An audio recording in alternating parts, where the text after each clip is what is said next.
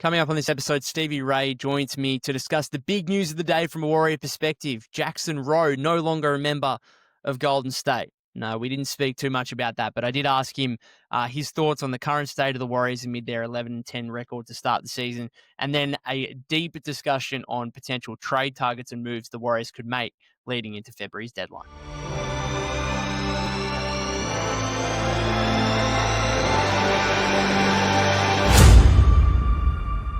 All right, we're recording this about 24 hours out from Golden State's final game of their 5-game homestand against the Oklahoma City Thunder on Tuesday night US time.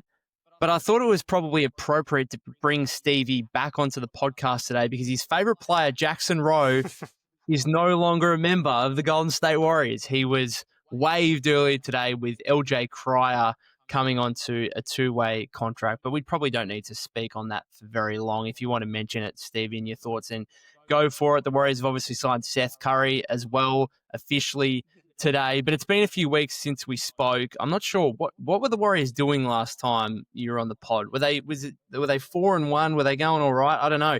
Let me know what you've made of the Warriors' form over the last couple of weeks as they now sit with an 11-10 record. Yeah, I think since the last time we spoke, it was pretty much a unanimous thought that the team was better than most people expected. And now there's pretty much, at least from what I've seen across the landscape of podcasts, internally, externally, that this team doesn't even look like a black horse at the moment prior to some sort of big blockbuster trade. And Jonathan Kuminga's fit was the big topic before the last time we spoke, and it now seems like it's also unanimous that he's going to be moved. So I guess we discuss what those possibilities are and if what else can be included, but it doesn't look too good at the moment. It seems like we don't particularly have a point of attack defender. My boy Moses Moody, although has had moments of greatness on the offensive end here and there, defensively has been wildly disappointing. Kuminga maybe less disappointing when on the floor, but unfortunately off the floor for whatever reason. We can get into that, whether what the reasons are of why this sore knee has kept him out for so long. And then just overall, Draymond Green being one of the best defenders in basketball, at least that's what is advertised, and yet we're not a top 10 defense. So, yeah, that's a little summary. Is that the biggest issue for you, the defensive side of the floor? Because there's been some, I suppose, debate on whether Golden State's biggest issues are offensively or defensively. I think Steve Kerr has often looked at the turnovers and the way that restricts the offense, which, I mean, the Warriors now at 22nd, 23rd in offensive rating so far this season. But Draymond and Jimmy Butler as well have both mentioned the defense, which statistically is a little bit better because they're hanging around that top 10 range.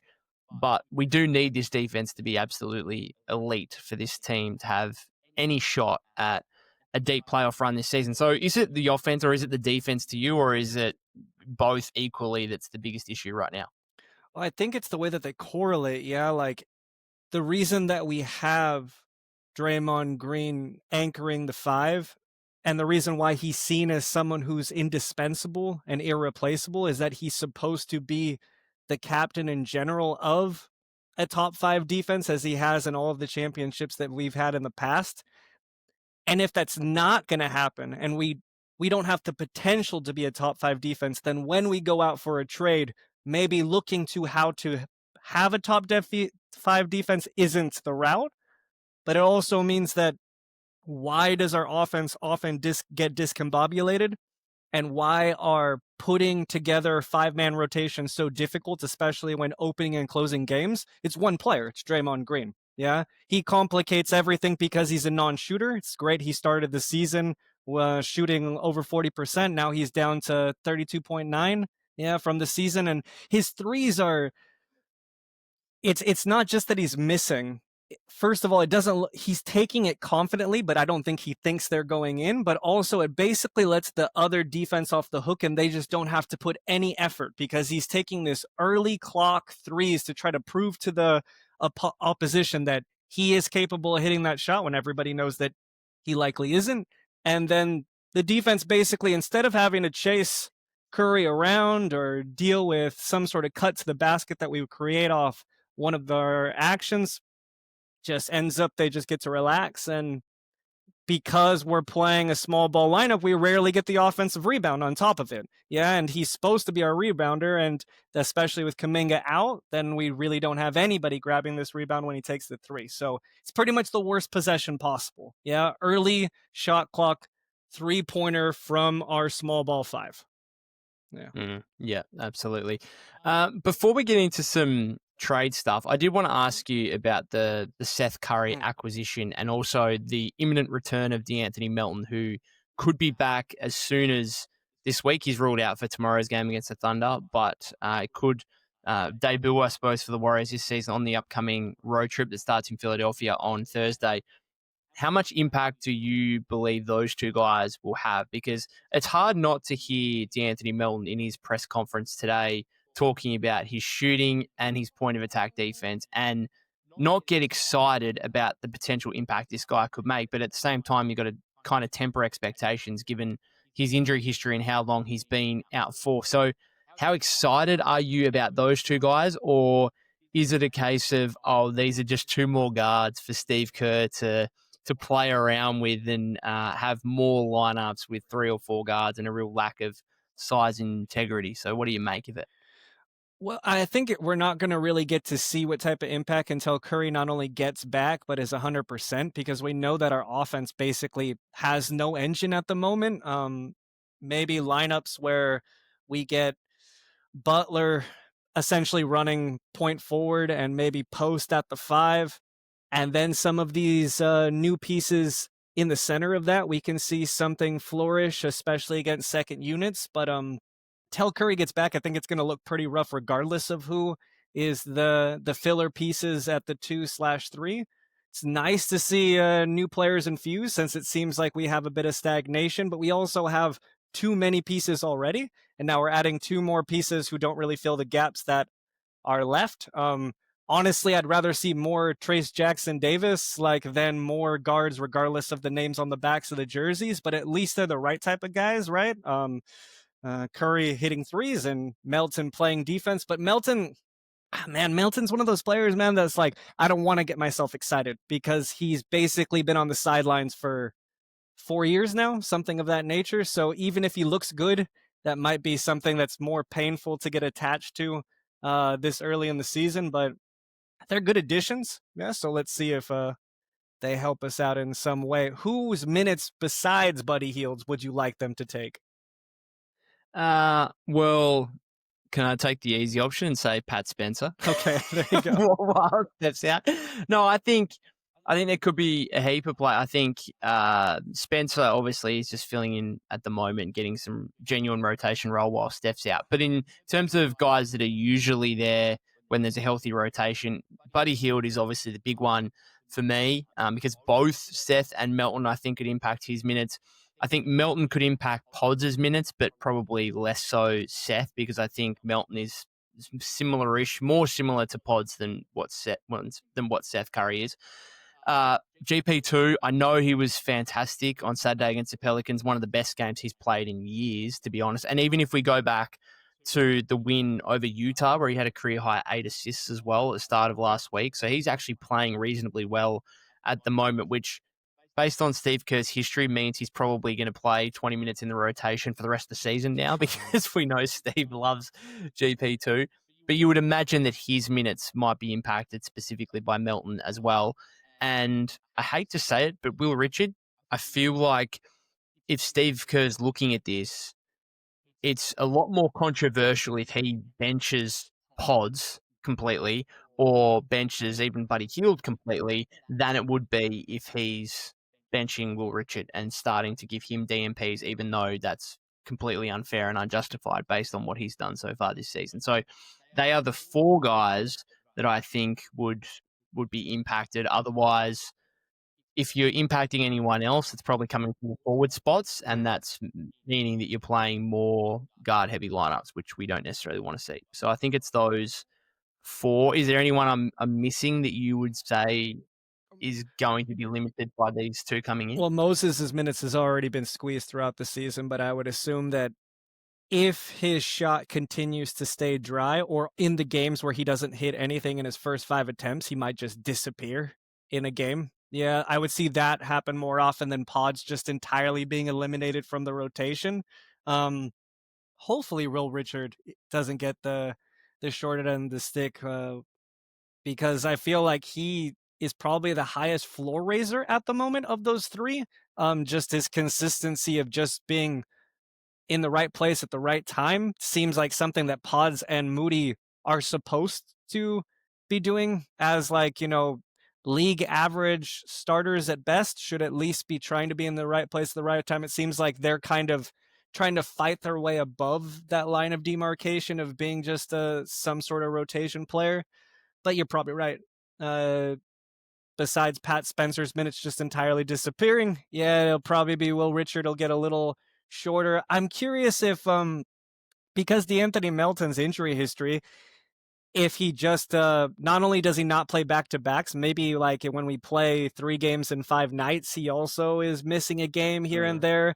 Seth Curry, like maybe getting really heavy run in a game and then just not playing the next game type of thing, because he never looks like in amazing shape. So maybe him being more of like a rec league type of guy, once a week type of scorer might be a better run for him. Um, Yeah. what do you think about the overall like perception of the Warriors at the moment, though, before we get into trades? Because I think that impacts what we're really looking for. Do you agree that the Warriors are no longer a contender as most people had assumed at the beginning of the season? Because the consensus around the league, especially those not that are specifically Warriors coverage, seem to just completely have ridded them out, having them like the group chat on the Ringer basically had them at a 0% for a possibility of winning the title. Yeah. Well, I always thought that even when they got off to the 4-1 start, I thought they look closer to being a contender now, but I wasn't ready to say they're a blue chip contender that could compete with the likes of OKC and Denver and teams like that. So they, Draymond has said it, Steve Kerr said it. They just look like a pretty mid-average 500 team right now, which is disappointing. I do think there's upside in them. I do hope that some of the shooting numbers kind of correct themselves. Like, is Quentin Post going to shoot 31.6% from 3-point range the rest of the season? I wouldn't have thought so. Is Al Horford going to shoot 32% from three? Like, you've got 2 stretch fives there that are just flat out not doing their job through the first quarter of the season. Like, they're not shooting the ball well from three at all. So I do hope some of the shooting numbers correct themselves. You bring Melton in, who I think, if, and it's a big if he can be fully healthy and get up and running within the next 3 months, that's a real key rotation piece for you that could be a 4th or 5th starter for you. So I think, and we know there is flexibility here in terms of what the Warriors, yes, they're above the first apron, but there is flexibility in terms of the contracts they have, future draft assets to go and make a deal. And the other aspect of this for me is, let's just take them out of the Thunder Nuggets conversation for a second because they don't deserve to be in there. But the Western Conference also just kind of sucks. And so, as underwhelming as the Warriors have been, they're still a strong 8th in the West, and they're playing. Like, do we think they're going to be any worse than what they are right now? That's the thing. Like, I hope personally, and again, just from an optimistic standpoint, that this is probably the worst version of the Warriors we see. Now, there's potential injury stuff that could make a significant difference, and all this rotation stuff that we're talking about is almost based on if they were fully healthy, which they're just not going to be throughout the course of the regular season. So I don't know. I still have some optimism because the West, outside of probably OKC, Denver, and Houston, is, the Lakers look pretty good, but like it's fairly open right now. And so in terms of, can this team win a playoff series, I still think that could potentially be on the cards, and we'll wait and see what happens mid-season trade deadline. Yeah, with In the ter- with the yeah, go optimistic on. look, I think that one thing that we really need to consider, not that it's true or it's false, is that we had the worst schedule to start the season. We have an old team, and we came out 500. I mean, if this run would have happened, like if we knew we had this death row of scheduling, not just the teams we're playing, just way too much of a volume of games than everybody else was playing, besides 1 or 2 teams had a similar schedule.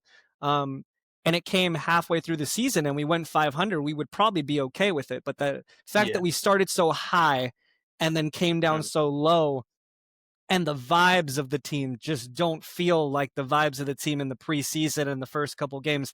I think it's more of the chemistry and the visual frustration and the comments from Draymond and Butler after games, and like now the injury with Curry just being the icing on the cake of it all. I think it's more that rather than where we are in the record. But we could take the optimistic view and say, well, we've been through the worst of it. Now let's see how we respond. Hopefully, well, yeah, win a series for sure. We're capable. That's always in the cards with the types of players that we have. But with our front court rotation, like I've been saying the whole year, well, not just this year, for the last 3 years, yeah, it doesn't appear we have a front court rotation that's capable of really running with the top teams. If we look at the East and the West, all the top teams have serious front court rotations. And as nice as Post has looked, it doesn't appear that Kerr particularly believes in him in big moments, and he clearly doesn't believe in Trace. And Al Horford has just been a complete no-show for the beginning of the season. So I think that's probably the biggest thing that we need to address if we're going to be some sort of a black horse going into spring. So that was going to be my next question to you is, when you're looking at this roster, what's the biggest need on the trade market right now? Is it a case of there's so many issues that you basically try and get the best available player that you possibly could within means, obviously? Or do you need to go out and directly look at one particular player or one particular position? You talk about the center rotation there. Is that what you're looking at in terms of the biggest need for this team? If we're going to answer the one thing that clearly the Warriors need, and they're showing it with how much they're spamming this two-man game with GP2 and these ridiculous Hail Mary passes to the end zone, trying to throw it over everybody to Jimmy Butler, which is unsustainable. They need to stop running that play because it's just the juice is not worth the squeeze. He's going to fall every other game if they run that play as much as they are. So they need vertical spacing. They don't have any rim protection and they don't have any vertical spacing. There is no other team in basketball that says that. That's not like, I don't know, the Pelicans and the Washington Wizards are like the only teams that, and they probably have some of that. Yeah. They just don't have the pieces around to execute it. But like what Gary Payton was doing, if that was name all the players that have been in rumors. Yeah. So if that was Markkanen, if that was Sabonis, if that was Davis, if that was Clarkson, yeah, that's the type of players that if there's not the proper personnel physically on them, even if they're not wide open, they can execute those type of plays, whether they're lobs at the basket or just a basic pick and roll or rolling to the basket or coming in from a cut. And I think rim pressure, but specifically vertical spacing, has been something that's just been completely underestimated when we're talking about how to construct this roster. We're so worried about 3-point spacing, but then when the threes go dry, we just have nowhere else to go. And the only offense we could generate was Gary Payton's plays, which was fantastic. It'd be great if that was a specialty weapon and we had somebody who could do it with a regular diet of just forcing their will on the rim. Yeah. The biggest issue with that is, like, I'm in for for balancing the spacing ability of Horford and Post with a legitimate rim runner, a guy that you talk about can put rim pressure on. The problem is, how much can that guy play when Jimmy is a low volume 3-point shooter, albeit an efficient one so far this season, and Draymond is a low volume / poor 3-point shooter. That guy's almost got to be, he's got to be able to put pressure on the rim while also being somewhat of a threat from beyond the arc. Otherwise, he's just not going to, like, Steve Kerr's not going to be able to play those three guys together. And that's kind of the issue for me with the idea of trading for a center, is that Steve Kerr has just continually showed the propensity that he loves Draymond in the biggest moments as a small ball five. And therefore, I'm wondering, unless you are getting a legitimate star big man who you can guarantee will play, needs to play 30, 35 minutes a night, a la Anthony Davis, a la Domantas Sabonis, like a genuine star player, if you're just trading for like a role player, even if it's a high-end role player, how many minutes is that guy playing? Like, I'm saying max 20. Post can't even get minutes right now. And I'll keep saying it. Like, I love what he's doing defensively, and I think he deserves more minutes. I think the shooting will come around at some point. And if he can't get minutes, he played less than 17 on Saturday against the Pelicans in a game they were minus Trace and Horford. And so I just don't think Steve, if you can trade for any role-playing center you want, I just don't think Steve's going to utilize them in a way that is going to make it valuable to trade for them. I don't know. Tell me if I'm wrong, but again, unless it's a star like AD or Sabonis, which brings its own issue because they're on such big contracts, I don't see it. Well, I think that the biggest conversation, and in the comments, we're going to see nothing but they're never going to trade Draymond. That's going to be the comment just over and over and over. Podcasting and YouTube videos, they're an extension of sports radio. And sports radio talks about what we would like to happen. Yeah. We don't have any particular inside information if Draymond would ever be moved. Yeah. And likely he won't. So that's the case. But should he be moved? Well, Draymond is a ceiling raiser. So if we are a contender, there's no world where we should get rid of Draymond. We started the podcast with that we are not a contender, period. Yeah? Under no circumstances are we winning the entire West and then taking up the top of the East at the moment as currently constructed. Now, can we find a player that's perfect next to Draymond? It makes it more complicated. That's come up a bunch about possibly trading Jimmy Butler, and I don't see how that's going to raise our ceiling at the playoffs. He seems to be the only stabilizing force outside of when Steph is going nuclear. So if you're going to trade for Anthony Davis, the only way to get there without including Draymond Green is basically the entire roster, which just doesn't work in midseason. Yeah, the Dallas Mavericks cannot take on J.K., Buddy Hield, Moses Pajemski, a minimum, and Al Horford. It just doesn't work that way. Yeah, it's not physically possible. Would need to include Draymond or, like you said, Jimmy Butler. You talked about Sabonis on one of your previous pods and that you don't want anything to do with him. Can you touch on that a bit of how, if you're feeling any differently after watching the Pelicans game, or you feel similar to the way you felt before, especially if no draft capital would need to be required, or say one pick would need to be required? Have you changed any feelings about it in the last couple of days? Because I know trades fluctuate in our heads dramatically for every 24 hours or so. Well, if you're getting to Sabonis's contract while keeping Draymond and Jimmy, that means you're giving up Moody, which is, I think that's a bigger question on whether Moses Moody is expendable on this. And obviously he is, but it's got to be, it depends on for what you're getting back in return. I think when he's playing really well, his contract looks excellent, and it's like, geez, you don't want to move that. And then when he's playing like he has the last couple of games, it's like, no, you would move this guy.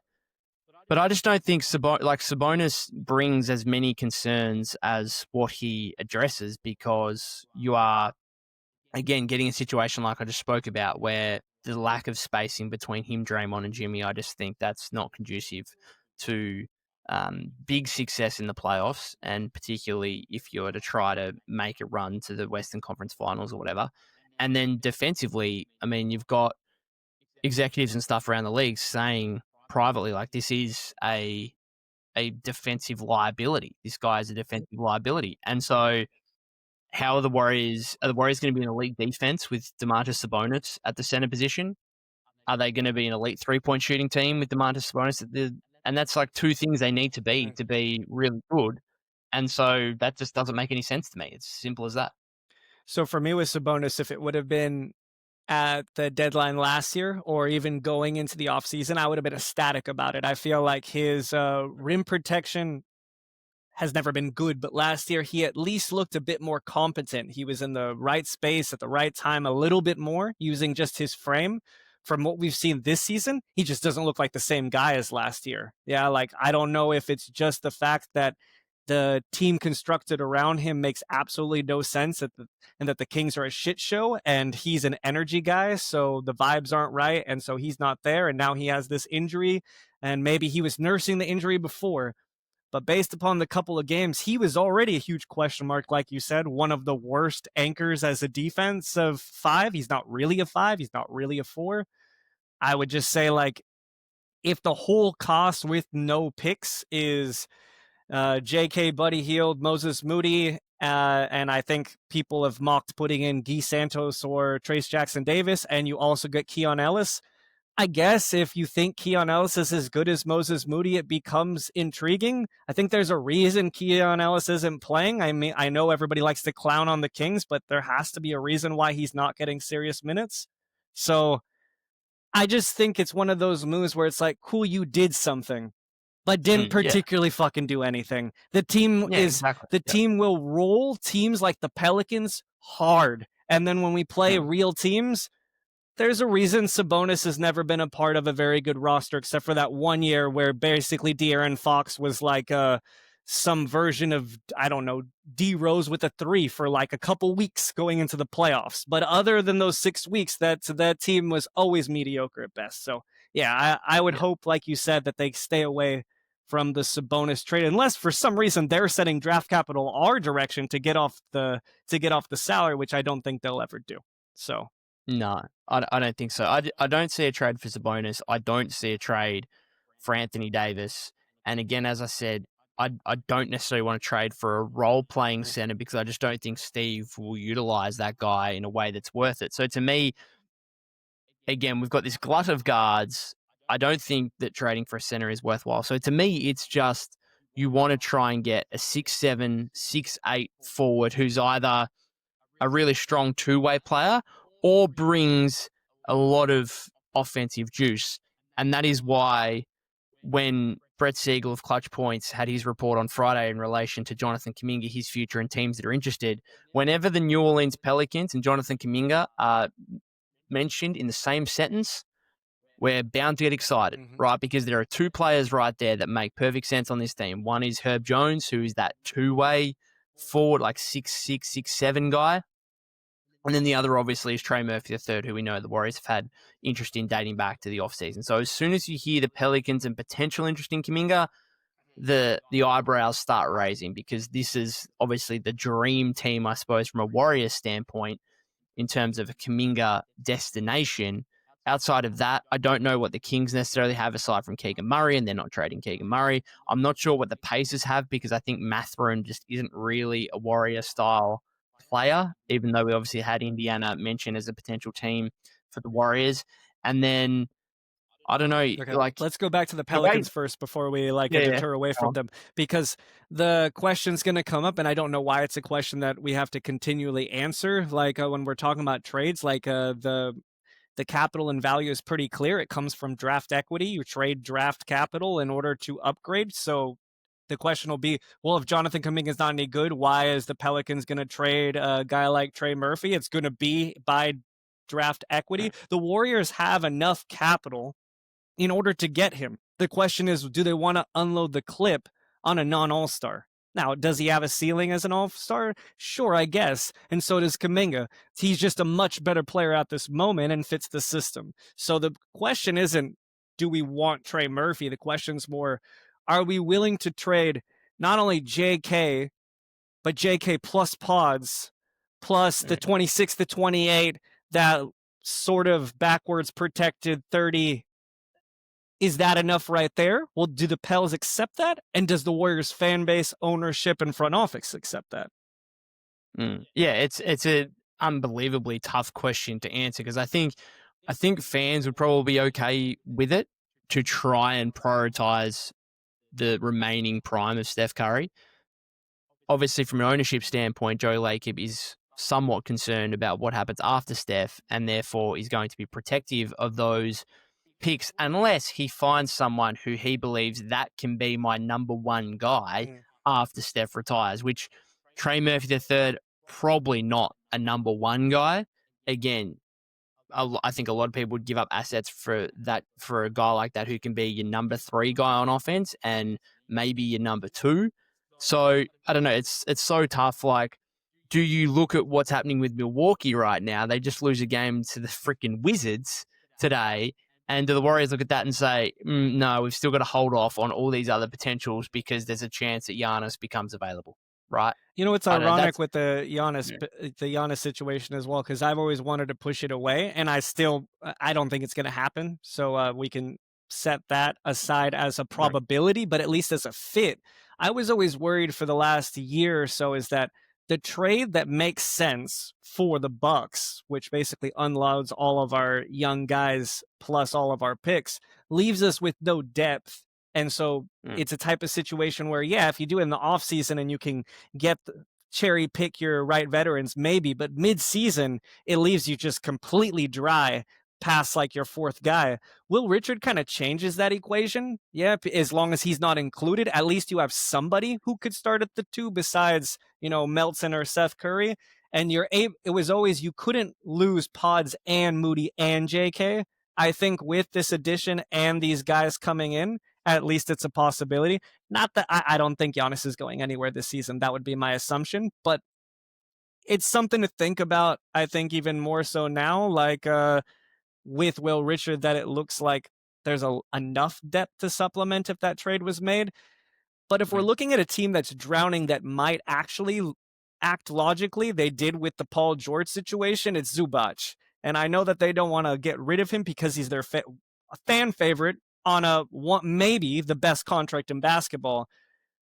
Warriors fans aren't going to like any of the trades that are possible because they're all Desmond Bane trades. They're all Mikal Bridges trades. They're going to be paying 150 cents on the dollar. Those are the trades available for the type of thing. If you want Lauri Markkanen, you got to pay more than he's worth. You want a guy like Zubac, you got to pay more than he's worth. And I'm curious if the Clippers, who got completely sandbagged, and everyone around the league when they let Paul George go for nothing, everybody assumed that it was a colossal mistake, and everybody had to eat their words by midway through the season that Paul George is essentially washed, one of the worst contracts in basketball, and that they prioritized optionality. And so I didn't realize until really going through the books of the Clippers last night that so many of their contracts are team options, not player options. And then they have the Collins contract coming off the books. And if they were able to move off Zubac and get enough draft equity and then gamble on Kuminga and Pods or Kuminga and Moody or whatever, maybe all three of them sending back Derrick Jones Jr., who recently had the MCL sprain. So essentially getting off all of that money. If we included enough picks, an unreasonable amount of picks, essentially, for a guy that's, I don't know, a B-plus player at his position, an A-minus player, yeah, but overall, not probably our third best player. I think it's the type of presence inside and defensive impact. Even though the spacing is messed up, we could have a top 10 defense and a top 10 offense if you added it, and then you have Draymond and him at the front court, Butler and Curry, somebody at 2. What do you think? I mean, I like Zubac more than Davis and Sabonis simply because of the contracts, right? So I can understand that. I still I can't get over the concern of the lack of spacing and the lack of offense. Like, you are just asking Steph Curry to be, and maybe he's still capable. Maybe he's still capable of just almost single-handedly being like an average to above average offense, like somewhere between 10 and 15 in the league. And if you say that's good enough for us because we're going to be a top 2, top 3 defensive team in the league, then that's okay. How much of the Clippers' defensive woes are we putting anything of that on Zubac? Because they've suddenly gone from 3rd in defense to 25th in defense this season, which is rather remarkable. I think it might have something to do with the fact that a lot of their perimeter players are just old and stuff like that. So, look, I don't hate him as an option. I don't love him, and as a result, I wouldn't be giving up the draft capital that the Clippers would probably want. His contract is less 18. than Kuminga? Yeah. So you're only really, it would be Kuminga for Zubac, essentially.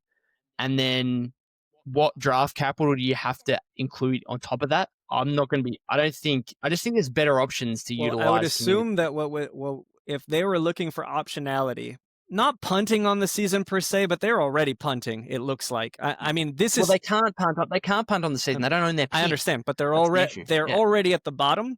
And this is assuming that by January 15th, the Clippers are in a similar situation. Obviously, if they start playing well, you can just completely delete any possibilities of any of their plus upside players being moved besides maybe Collins for an upgrade, not a downgrade. But Right. I think that it would be Kuminga plus Pajemski, and I have to look at what did I have here? It's J.K. Pods, Trace Jackson Davis, and 3 picks, and we're getting back Derrick Jones Jr., but Derrick Jones Jr. essentially is a minus towards the Warriors because he has the MCL sprain and he has the 10 years he has the $10 million next year. So it increases the optionality for the Clippers, not only this year, but next year. They all of a sudden become the number 1 free agent destination. So that's a part of the enticing aspect. So it's Pods plus the 26 to 28 and that weird 30 pick. So Pods, Kuminga, and 3 picks for Zubac and Derrick Jones Jr. Correct. That is. I'm sorry, that is awful. It's 150 cents. It's 150 cents on the dollar. There is no. I would be giving. I wouldn't like literally Kuminga and Pajemski almost evaluate I just don't love Zubac as a fit on this team. So I know it's being biased towards the Warriors, but I wouldn't be giving up any picks. Well, the Clippers aren't even taking the call. They don't want Jonathan Kuminga. They don't want Pajemski. It's more just guys who give them some sort of young core. That's basically all they are now. Yeah. You talked about now Pajemski doesn't even have more value on the market than Moody. So they've missed the boat there. For sure. It's unfortunate. They've missed the boat there. I think they're almost at a stage where if he can get you over the line with some deal, then yeah, sure. But otherwise, you might as well just hold on to what you've got and hope that he can turn it around at this point. But yeah, again, a center that doesn't space the floor, I think, is just too problematic. And if Post can't even get minutes, then I'm okay sticking with the center rotation they've got.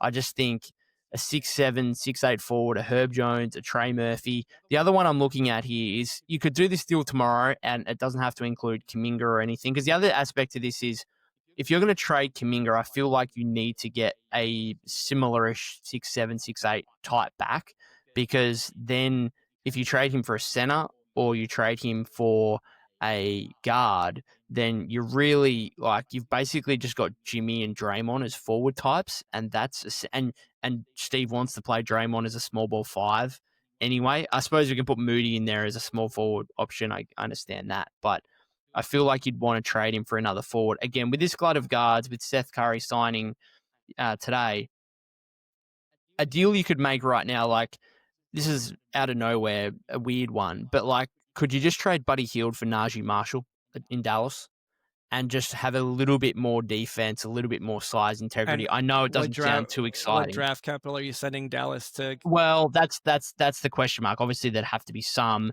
and the Warriors don't have a whole lot in the way of second-round picks. They only have one, and I'm just not sure Najee Marshall's a player you're giving up a first-round pick for. And also, any first-round pick that we send now affects what we can do in a big trade later. Last year, when we traded the first-round pick for Butler, it was the one that we would have picked anyways. So we still maintain the 26, 28, 30 selection. Now, if we send out one of our picks, we don't have 3. We don't have 4. We only have 3. So a guy like Najee Marshall, I guess it's a nice pickup. I don't think it really does anything in the grand scheme of things of the quality of this roster overall. I think we have to come back around to the one player that actually does fit. And then before we were planning to have this pod, I was planning to open with it. And then we get the news that Hoops Hype says that talking to executives around the league, the Jazz and their front office are likely going to hold on to Lauri Markkanen and don't really want to get rid of him and build around the young core. I think that was always the assumption, and that's why they opened up with Detroit and saying they wanted to start Thompson. But again, he's the type of player that doesn't actually do anything for us defensively besides being an effort guy, but he applies pressure on the rim and is the best 7-foot 3-point shooter in the league. If you're willing to unload the clip for him and not go in with this, oh, we'll give you Kuminga and 3 protected picks, well, then don't call if that's the offer. But if it's going to be all the young guys, or what I would prefer is Draymond, Kuminga, and Pajemski and 4 first-round picks, but that's not going to happen. But it can be, it can be J.K. Moses, Buddy Pods, and picks, And that sounds like too much, but then you look at what we have left over with all the guards that are on the back end. We have to consider that this move may not just be for this year. It's building the core of what is our tier 1 players going into next season. And if these young guys that we have are anything special. And it feels like at the moment, as much as I like Moses as a player, he feels like more of a heat check guy off the bench. Pajemski feels like a third guard, and JK is going to get moved regardless. So that idea we need to get something similar back in JK, I don't agree with that, and I don't think the front office does either. I think they see him as a non-starter. He will be moved at the deadline, whether it's for pieces and parts or a part of a big trade. But I think that is the one trade that, if we go in willing to give everything, it is a possibility for the Jazz. But if we want to get a fair deal for Lauri Markkanen, then it's not. So I've just got on the trade machine. Yeah. You can actually do that, because I've always been under the assumption that you'd have to trade Draymond to get Markkanen. No, you don't. But technically you can, as the 4 players you mentioned. The issue with the 4-for-1 trade is then you've got to fill out the remainder of the roster with at least 2 more players. And maybe if it's by February and they're kind of prorated contracts, and maybe you just sign guys to 10 days for a couple of, like 2 10 days, and try and work out so you don't have to sign guys till March, then maybe it just becomes very complicated, as much as it is actually feasible from just the trade perspective. Stein reported yesterday, as you said, that the Jazz aren't interested in moving Markkanen, but everyone has a price. And so you're right. If they kind of said, here's Kuminga, Pods, Moody, Hield, and all the picks we've got, then yeah, for sure. But I just don't think the Warriors are doing that for, again, are we calling Markkanen capable of being a number 1 player on a decent Warrior team, past Steph Curry? I don't think that's the question, though. I think the question is, does he optimize Curry now and Jimmy Butler? That's the question. If you're worried about Steph after Steph, then don't make any trade. Yeah, that's really the answer. Well, I do think that's the question that Joe Lacob is asking himself, I think, and that's a problem. Mm-hmm. That's an issue that's probably going to frustrate fans, but I think it's also the reality. He wants to, try and have some kind of competitive team. But for you, would you pull the trigger on 4 firsts and basically the entire young core outside of Will Richard and Quinton Post in order to get a guy who, basically guarantees that we will not have a top 5 defense? There's no world we have a top 5 defense if we include Lauri Markkanen as our 4/5 next to Draymond. We could be a top 10 defense, I suppose. We're basically an offensive run team. Yeah, we have Steph, one of the best point forwards in Jimmy Butler, and now this 7-foot mismatch sort of Karl Anthony Towns-ish player. Is that even a black horse? That's the question. After unloading the clip on all the draft equity, I just think it'd be, from a fan's perspective, it'd be super exciting to see having like a legit elite offense, which it feels like we haven't necessarily had for a while. It's like you're actually relying on defense first and foremost. So it would be exciting to watch at the very least.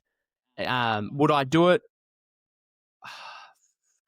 Again, what I think is probably irrelevant, given I just don't think Joe Lacob would do it. That's not irrelevant. It's your podcast. It's absolutely irrelevant. I know. I think I'm just trying to look at it from the front office standpoint. Like, I don't think they're necessarily doing that deal. And again, it's probably determined on, because that's the thing with this is we've now got at least, let's say, a 6-week period until Kuminga becomes trade eligible to assess this roster, to assess these players, and then see what happens between when Kuminga becomes trade eligible on January 15 and when the trade deadline is a few weeks later in February. So I'm kind of in a similar boat where, okay, let's just see what it looks like for the next 6 weeks, because we can talk about it all day and it's worth talking about, but nothing can legitimately happen, obviously, until Kuminga's trade eligible. So let's just wait and see what the roster kind of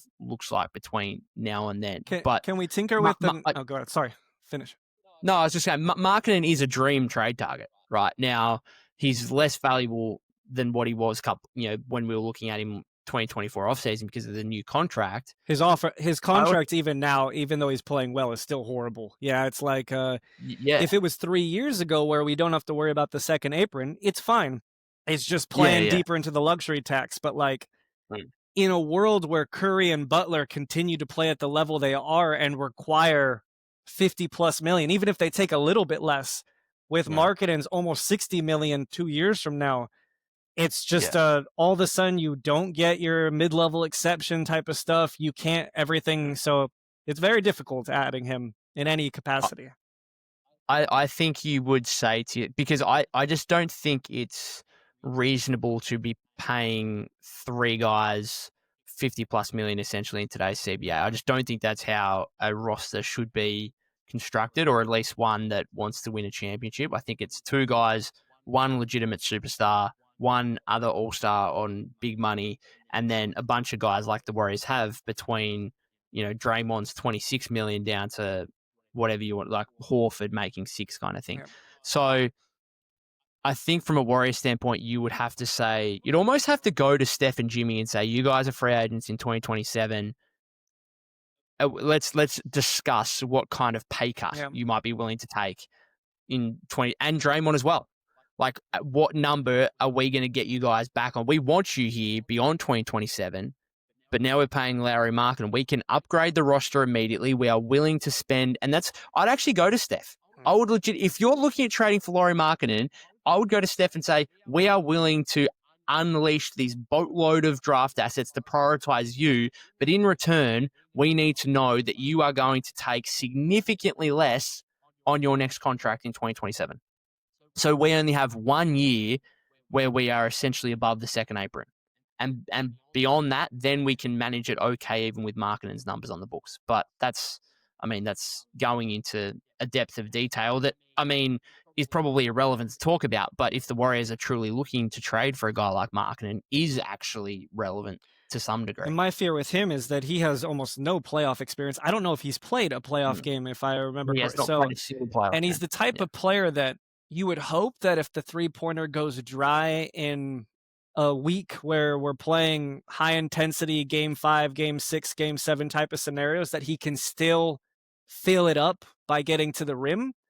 But, like, we've seen plenty of guys that on paper are just purebred shooters disappear in the playoffs with no particular reason why, just that big moments sometimes the lights get bright, and for 10 days, you can't find your shot, you can't find the rim. With his defensive liabilities, it's an interesting gamble. Like, let's say it's the Jazz that call, which they're not, but hypothetically, and they're like, look, we like the young core 3 picks or 2 picks, but all the young core. And it's like, okay, let's consider. And it's just like, okay, on paper, he fits perfect next to all our guys. That doesn't mean in the playoffs it's actually going to play out the way that it's supposed to, because so much of his game is predicated on him being a 39-40% three-point shooter.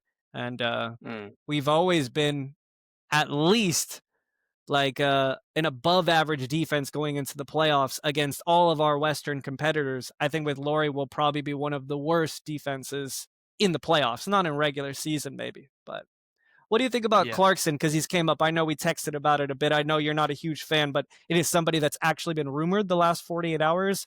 If it was Jonathan and stuff with, I don't know what the picks are, honestly. I have no idea how the Knicks value or the Warriors value Clarkson, but let's say it's a fair enough deal.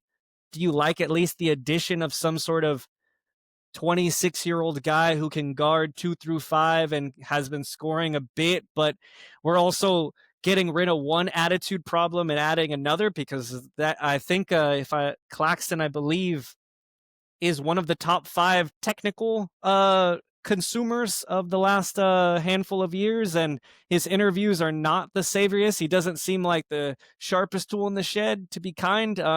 What do you think about that addition? I put Nick Claxton in the same boat as Zubac. Zubac's better, so you'd probably have to give up more assets. And obviously the Clippers are in a different situation to Brooklyn, but it's a very similar situation to me where I'm not totally against it because of the length and the rim protection it could give you and what it could do for your defense. But again, there are offensive concerns to me that would mean that I wouldn't be willing to necessarily give up a whole lot, because I just don't think the upside is there given the offensive issues. And even like Nick Claxton, if you've still got Horford and you've still got Post on your roster, and Steve Kerr wants to play Draymond small ball 5 minutes, how much is he playing? Yep. Is he playing 25 minutes a game? I'm not convinced he is. He might play 20. And then, therefore, is it worth it?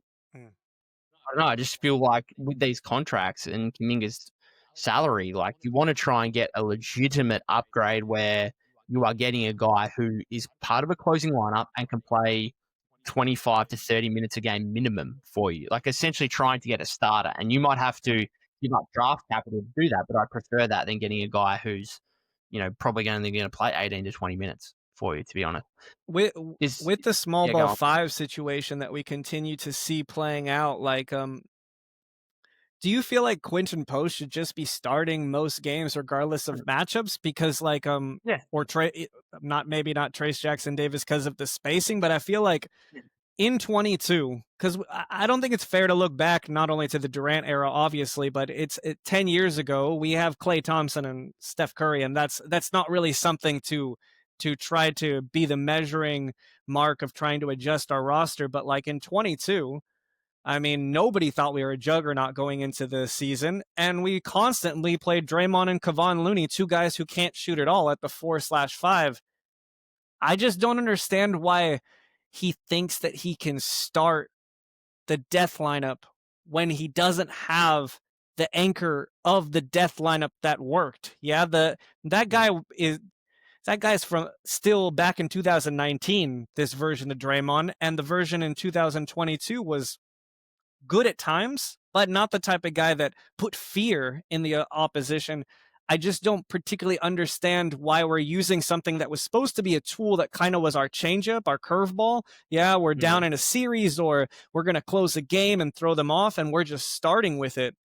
I just don't particularly understand why Horford or Post or Trace Jackson, even if it doesn't look great, just having a bit of size to protect Jimmy and Curry from having to play such strong upfront defense, why we just don't start any of our centers.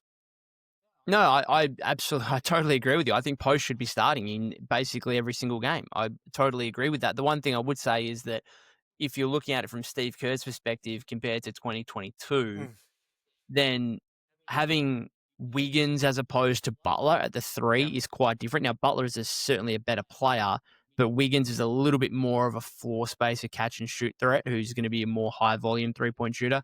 Klay Thompson is and was a far obviously better shooter than anyone. You also had Jordan Poole coming off the bench, who at that point was a better 3-point shooter than anyone the Warriors currently have, which meant that you could play Draymond and Kevon Looney together, I think, a lot more when you've got those other pieces around them. And the other aspect of this, which I don't think should be ignored, is that I think the league is just far and away more talented now than it was 3 years ago in 2022, which means, again, you cannot get away with the lack of spacing that Draymond and Looney had together when they were playing that two-man combination. And that's exactly why Kevon Looney is no longer on this team, because the Warriors eventually got to a point where it's like, we cannot have these two guys together. We could barely have Looney in the rotation altogether. So that's the reason, I suppose, why Steve continues to go to small ball combinations, but you've got a guy there in Quentin Post who might not be shooting the ball great right now, but I have actually reasonable confidence in the fact that he'll get back to being a reasonable floor spacer. And teams actually, like, how many times have we seen in recent games teams closing out to him and him kind of trying to make plays off the dribble as well? Like, teams will respect him. So I don't know. I think Post. I'm with you on that. I think Post should be starting. Is there anyone we haven't mentioned before we go that you wanted to bring up in terms of potential trade target or whatever? No, just to double down on Post before we go to any other trades is I was under the impression, and I said it very strongly, especially when he was playing poorly in the preseason, that if he wasn't hitting threes and especially taking threes, that he wouldn't be playable or even in the league. And like the defense isn't pretty, but just having somebody with effort and size has been it seems to be effective. I don't know how it'll be in a playoff series, but it's from what we have, it seems like something that we need to be doing more. And I think that little pop shot, that little toss that he has going on, this little baby floater, it seems to be effective. I think that the tinkering around with the guards, I'm not saying it's fine, but it's understandable since we have such a glut of them. So Kerr's trying to find the right mix. But with the front court, it's just like, dude, just at least play trace 10 and play post 20 and just put it in stone for a while. And if it seems like one of them dies throughout this process and they look unplayable after this point, there's nothing about what we're doing that opposes letting these guys get some serious run where they know every single day I need to strap up and I need to go to war and try to prove myself as a front court player. I think this, sometimes they play a lot and sometimes they barely play. I think that's one of the biggest reasons he's shooting 31%. Yeah, he's a guy who needs to be told, go out there and shoot it every time. Doesn't matter if you miss. Yeah. It's hard to believe that when you stop playing. So, yeah, but just to go ahead. Sorry. No. Well, I was going to say, like, one of the wildest stats so far this season. So not only does Quinton Post lead the Warriors in plus minus this season, did you know he has the 5th best defensive rating of any player in the NBA? And that's one of the reasons, man, that I feel like getting any sort of center who can play defense might actually be something that makes a difference in the way that we run our defense. Like having any sort of rim protection might, although on paper not seem as effective. A Claxton or someone of that nature might actually look like a juggernaut in the way that, in how much they affect our cohesiveness on the defensive end. But yeah, it's crazy that somehow he is I don't know how that number matches, and I'm very curious if 10 days from now he's still there. That'd be great to see. But I mean, it's 21 games through the season. Yeah. It's not nothing kind of thing. And then like 5 of the top 8 players are just all Thunder players because they've got obviously the best defense in the NBA. And then there's just Quinton Post who's 5th. Like, it's just super random. Anyway, anything, sorry, that you wanted to add before we finish up? So it seems like our summary of either the Hail Mary for Markkanen or Trey Murphy is the only options that really feel like they move the needle. 2 moves that I really, really doubt will actually occur. I'm curious though, because I feel like not me, but the league as a whole assumes Kuminga to be moved. And if that's going to be for like pieces and parts type of trade, something we don't expect. And then somebody kind of calls and be like, hey, do you want to trade our garage sale pieces for yours? And we're like, sure, looks nice. And we get something back. Alrighty, we had some internet issues to finish up there. So apologies for that, but still plenty of great content to come from this episode. Hope you guys enjoyed it. If you haven't subscribed to the YouTube channel already, that would be greatly appreciated. Follow me at POC252. That's POK252 on X/Twitter. Golden State with Mates on Instagram and TikTok as well. And the Patreon is also live.